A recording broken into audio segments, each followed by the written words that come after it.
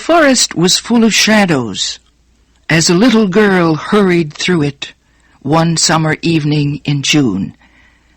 It was already 8 o'clock, and Sylvie wondered if her grandmother would be angry with her for being so late. Every evening, Sylvie left her grandmother's house at 5:30 to bring their cow home. The old animal spent her days out in the open country eating sweet grass. It was Sylvie's job to bring her home to be milked. When the cow heard Sylvie's voice calling her, she would hide among the bushes.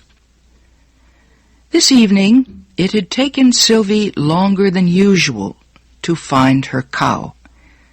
The child hurried the cow through the dark forest, following a narrow path that led to her grandmother's home.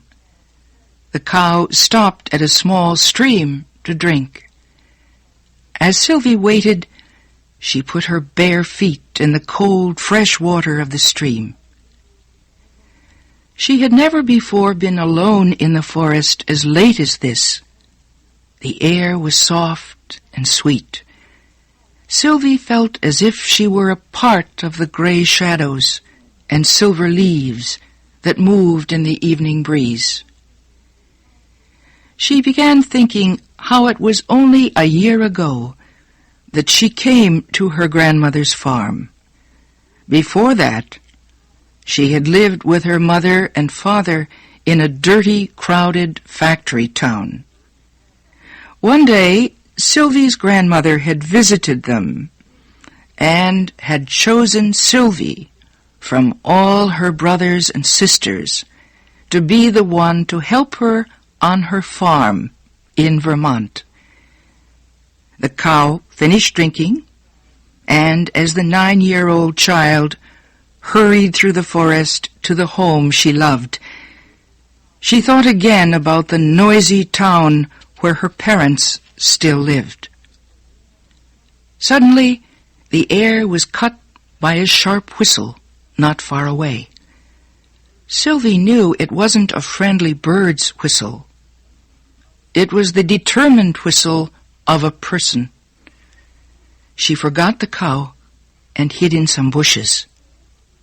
But she was too late. "Hello, little girl," a young man called out cheerfully. "How far is it to the main road?" Sylvie was trembling as she whispered, 2 miles.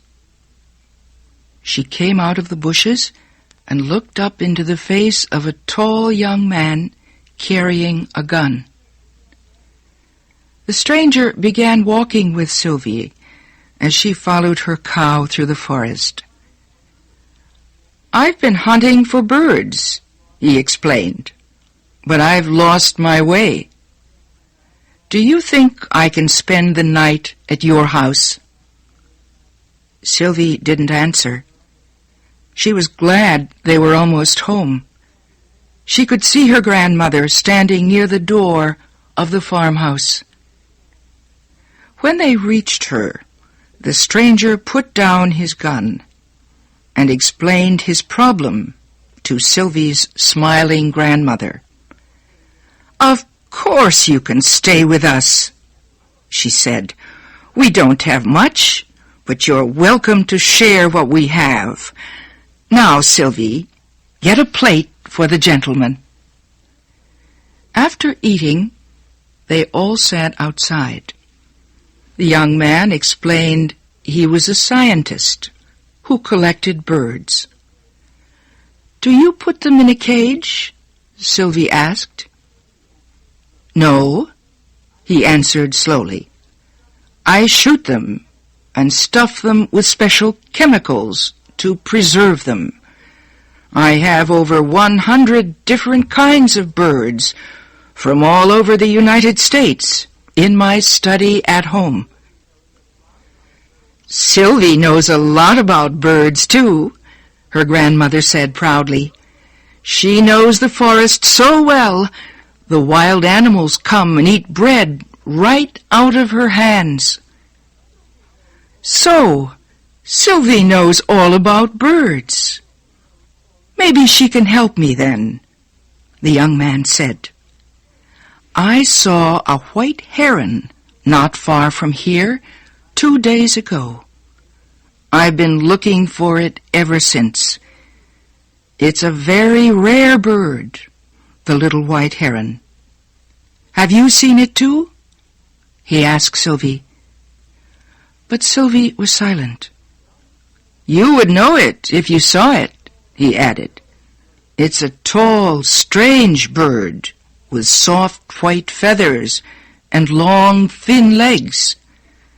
It probably has its nest at the top of a tall tree.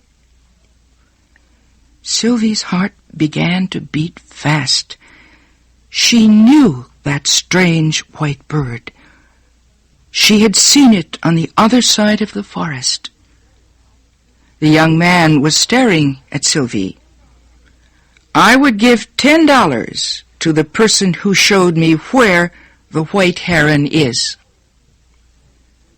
That night, Sylvie's dreams were full of all the wonderful things she and her grandmother could buy for $10. Sylvie spent the next day in the forest with the young man. He told her a lot about the birds they saw. Sylvie would have had a much better time if the young man had left his gun at home. She could not understand why he killed the birds he seemed to like so much. She felt her heart tremble every time he shot an unsuspecting bird as it was singing in the trees. But Sylvie watched the young man with eyes full of admiration. She had never seen anyone so handsome and charming. A strange excitement filled her heart, a new feeling the little girl did not recognize. Love. At last evening came. They drove the cow home together. Long after the moon came out and the young man, Sylvie was still awake. She had a plan that would get the $10 for her grandmother and make the young man happy. When it was almost time for the sun to rise, she quietly left her house and hurried through the forest. She finally reached a huge pine tree, so tall it could be seen for many miles around. Her plan was to climb to the top of the pine tree. She could see the whole forest from there. She was sure she would be able to see where the white heron had hidden its nest. Sylvie's bare feet and tiny fingers grabbed the tree's rough trunk. Sharp, dry branches scratched at her like cat's claws. The pine tree's sticky sap made her fingers feel stiff and clumsy as she climbed higher and higher. The pine tree seemed to grow taller the higher that Sylvie climbed. The sky began to brighten in the east. Sylvie's face was like a pale star when at last she reached the tree's highest branch. The golden sun's rays hit the green forest. 2 hawks flew together in slow-moving circles far below Sylvie. Sylvie felt as if she could go flying among the clouds too. To the west, she could see other farms and forests. Suddenly, Sylvie's dark gray eyes caught a flash of white that grew larger and larger. A bird with broad white wings and a long, slender neck flew past Sylvie and landed on a pine branch below her. The white heron smoothed its feathers and called to its mate, sitting on their nest in a nearby tree. Then it lifted its wings and flew away. Sylvie gave a long sigh. She knew the wild bird's secret now. Slowly, she began her dangerous trip down the ancient pine tree. She did not dare to look down and tried to forget that her fingers hurt and her feet were bleeding. All she wanted to think about was what the stranger would say to her when she told him where to find the heron's nest. As Sylvie climbed slowly down the pine tree, the stranger was waking up back at the farm. He was smiling because he was sure from the way the shy little girl had looked at him that she had seen the white heron. About an hour later, Sylvie appeared. Both her grandmother and the young man stood up as she came into the kitchen. The splendid moment to speak about her secret had come. But Sylvie was silent. Her grandmother was angry with her. Where had she been? The young man's kind eyes looked deeply into Sylvie's own dark gray ones. He could give Sylvie and her grandmother $10. He had promised to do this, and they needed the money. Besides, Sylvie wanted to make him happy. But Sylvie was silent. She remembered how the white heron came flying through the golden air, and how they watched the sun rise together from the top of the world. Sylvie could not speak.